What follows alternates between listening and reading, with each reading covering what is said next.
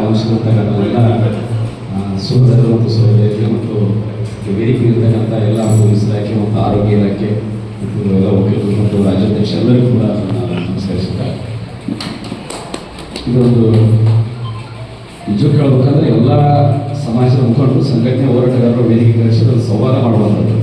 ಯಾಕಂದ್ರೆ ಲಿಂಗ, ಸ್ತ್ರೀಲಿಂಗ, ಪುಲ್ಲಿಂಗ, ನಪುಂಸಕ ಲಿಂಗ, ಹೌದಾ? ಲಿಂಗಗಳನ್ನು ನಾವು ಬಾಯ್ತಾ ಹೇಳ್ತೀವಿ. ನಾನು ಸ್ತ್ರೀಲಿಂಗ, ಪುಲ್ಲಿಂಗ, ಈ ನಪುಂಸಕ ಲಿಂಗ ಅನ್ನುವಂಥದ್ದು ಕೈದಕ್ಕೆ ಹೆಂಗಾಗ್ತದೆ ತೊಳಸೈತೆ ಅಂತಂದ್ರೆ ಮನೆಯವರು ಕೂಡ ಒಪ್ಪೋದಿಲ್ಲ, ಸೊಸೈಟಿ ಕೂಡ ಒಪ್ಪೋದಿಲ್ಲ.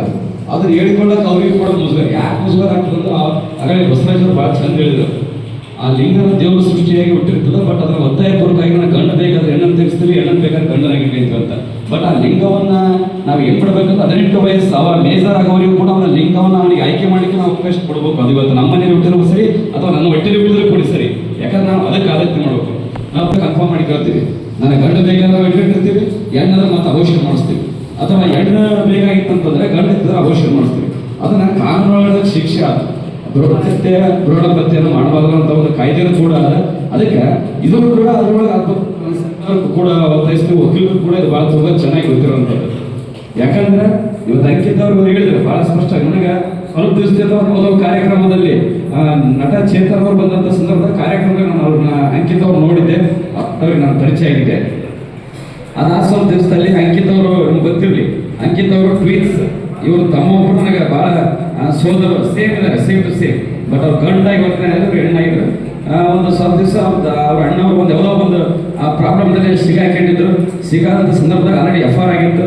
ಪೊಲೀಸ್ ಹಿಡ್ಕೊಂಬಂದು ಸ್ಟೇಷನ್ದಾಗ ಕುದಿಸಿದ್ರು. ಆಗ ಅಂಕಿತ್ ಅವ್ರು ಫೋನ್ ಮಾಡಿದ್ರು, ಹಿಂಗೆ ಆಗಿದ್ರೆ ಅಂತ ಸ್ಟೇಷನ್ಗೆ ಹೋಗಿದ್ದೆ.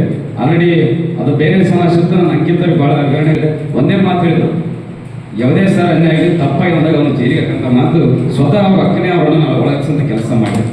ಇದು ಯಾರಿಗಿರಲ್ಲ. ನಾವೇನು ಮಾಡ್ತೀವಿ, ರಕ್ತ ಸಮಾಧಿಗಳ ಮೇಲೆ ತಪ್ಪು ಮುಚ್ಚಿ ಅವನ್ನ ನಾವು ಕಾಪಾಡಲಿಕ್ಕೆ ಹೋರಾಟ ಮಾಡ್ತೀವಿ, ಅಲ್ಲಿ ಕಾನೂನು ಮರೆತು ಬಿಡ್ತೀವಿ. ಬಟ್ ಆ ಅಮ್ಮ ಮಾಡಲಿಲ್ಲ. ಯಾಕೆ ಅವ್ರಿಗೆ ನಾನು ರೋಗ ಕೊಡ್ತೀನಿ ಅಂದ್ರೆ ಮನೆ ಸ್ವತಃ ಅಣ್ಣನೇ ಅರೆಸ್ಟ್ ಮಾಡಿಸುವಂತ ಕೆಲಸ ಮಾಡಿದ್ರು. ಅದಾದ್ಮೇಲೆ ಕಳ್ಳನ ಸುಮ್ಮನೆ ಕೊಡಲ್ಲ. ಒಳಗೆ JCR ಮತ್ತೆ ಫೋನ್ ಮಾಡಿದ, ಸರ್ ನನ್ಗೆ ಗೊತ್ತಿಲ್ಲ, ಏನು ಮಾಡ್ತಾರೆ, ಶಿಕ್ಷೆ ಆಗ್ಯದ, ಬಟ್ ತಿರುಗಾಳಕ್ಕೆ ಅವಕಾಶ ಬೇಕು, ಅವ್ರಿಗೆ ಏನಾದ್ರು ಬೇರೆ ಮಾಡ್ಸಂತ ಹೇಳಿದ್ರು. ಮತ್ತೆ ಒಬ್ಬರು ವಕೀಲ್ ಕಟ್ಟು ಒಂದು 4 ದಿವಸ ಹೊರಗಡೆ ಬಂದಿವಿ. ಮತ್ತೆ ಅವ್ನಿಗೆ ನನಗಿಂತ ಹೆಚ್ಚು ಆ ಹುಡುಗ ಬೈದ, ನನ್ನ ದೋಸ್ತನೇ ಹೋಗವ ಬೈದ ಬುದ್ಧಿವಾದ ಹೇಳಿ ಮತ್ತೆ ಅವನಿಗೆ ಬದುಕಕ್ಕೆ ಅವಕಾಶ ಕೊಡ್ಬಾರ್ದು. ಅಂದ್ರೆ ಅವರಿಗೆ ಕೂಡ ಈ ಗುಣಗಳು ಬರ್ತಾವೆ. ಕಾನೂನು ಅಂದ್ರೆ ಏನು, ತಪ್ಪು ಅಂದ್ರೆ ಏನು, ಸರಿ ಅಂತ. ಈಗ ನಾವಿರ್ತಕ್ಕಂಥ ಈ ಸಂಘಟಿತರಾಗಿರ್ಬೋದು, ಎಲ್ಲ ಇಲಾಖೆ ಒಂದೇ ಹೇಳ್ತೀನಿ ನಾನು, ಅವ್ರು ಕೂಡ ನಮ್ಮಂತೆ. ಅವ್ರು ಹೆಣ್ಣಾಗಿದ್ರೆ ಹೆಣ್ಣಂತರ ಗೌರವಿಸೋದು, ಗಂಡನ ಗಂಡಂತ ಗೌರವಿಸೋದು. ಇವತ್ತು ಎಲ್ಲೋ ಒಬ್ಬ ತಪ್ಪು ಮಾಡ್ತಾನೆ, ತಪ್ಪು ಮಾಡೋದಂತಲ್ಲ. ನಾವು ವೇದಿಕೆ ಮೇಲೆ ಎಲ್ಲರೂ ಏನಂದ್ರೆ ನಾವು ಒಂದು ರೀತಿ ತಪ್ಪು ಮಾಡ್ತೀವಿ. ಇವತ್ತು ಅವರು ಕೂಡ ಇವತ್ತು ನಾವು ಎಲ್ಲೋ ರೈಲ್ವೆ ಒಳಗೆ ಟ್ರೈನ್ ಹೋಗುತ್ತೆ ಭಾಳ ಅಸಹ್ಯ ಮಾಡ್ತಿರ್ತಾರೆ. ಎಲ್ಲ ಬಟ್ಟೆ ಬಿಚ್ಚಿ ಪ್ರದರ್ಶನ ಮಾಡ್ಕೊಂಡು ರೊಕ್ಕ ಕೇಳೋದು, ಅದನ್ನ ನಾವು ವಿರೋಧಿಸ್ತೀವಿ. ಹಂಗಂತೇಳಿ ಆ ಕುಲಕ್ಕೆ ನಾವು ಅವಮಾನಿಸೋದು ಬೇಡ. ಇವತ್ತು ನಾವು 5 ಬೆಳ್ಳದಂದ್ರೆ 5 ಬೆಳ್ಳ ಸಮಯ ಇಲ್ಲ. ಆ ಒಂದೊಂದು ಬೆಳ್ಳಿ ಒಂದೊಂದು ಅರ್ಥ. ಹಂಗಾಗಿ ಅವತ್ತು ಅವ್ರು ಮಾಡುವಂಥದ್ದು ಬೇರೆ. ಇವತ್ತು ಚೆಕ್ ಪೋಸ್ಟ್ ಹೇಳಿದ್ರೆ, ಇವತ್ತು ಚೆಕ್ ಪೋಸ್ಟ್ ಅಲ್ಲ, ಹಳ್ಳಿಗಳು ಕೂಡ ರೋಡ್ ಬ್ರೇಕಿಂಗ್ ಒಬ್ಬೊಬ್ಬರು ಆಗಿರ್ತಾರೆ.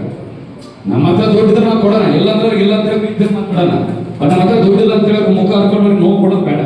ಯಾಕೆ ಅವ್ರು ಆ ಸ್ಥಿತಿ ಕೇಳ್ತಾರಂದ್ರೆ ಅವ್ರಿಗೆ ರೂಮ್ ಕಟ್ಟಕ್ಕೆ ರೆಂಟ್ ಹೇಳಿದ್ರೆ 5,000 ರೂಪಾಯಿ, 5,000 ರೂಪಾಯಿ ಒಂದು ತಿಂಗಳು ಅವ್ರು ಏನು ಕಲೆಕ್ಷನ್ ಮಾಡ್ಬೇಕು, ಅವ್ರಿಗೆ ಏನು ಕೆಲಸ ಐತೆ.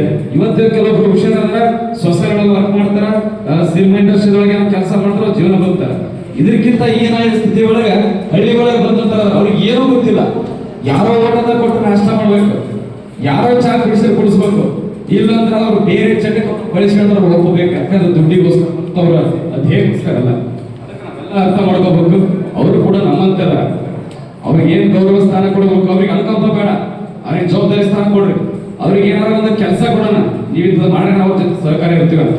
ಅವ್ರಿಗೆ ಏನೇನು ನೋವಾಯ್ತು, ಅವ್ರಿಗೆ ಏನೇನು ತೊಂದರೆ, ಅವ್ರ ಕಡೆ ನಾವು ಪಾಲ್ಗೊಳ್ಳೋಣ.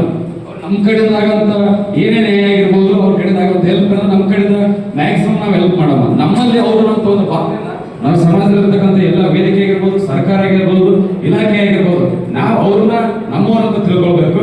ಮತ್ತೆ ಇರ್ತಕ್ಕಂಥ ಇವತ್ತಿನಿಂದ ನೀವು ಪ್ರಾಮಾಣಿಕವಾಗಿ ಡಾಕ್ಟರ್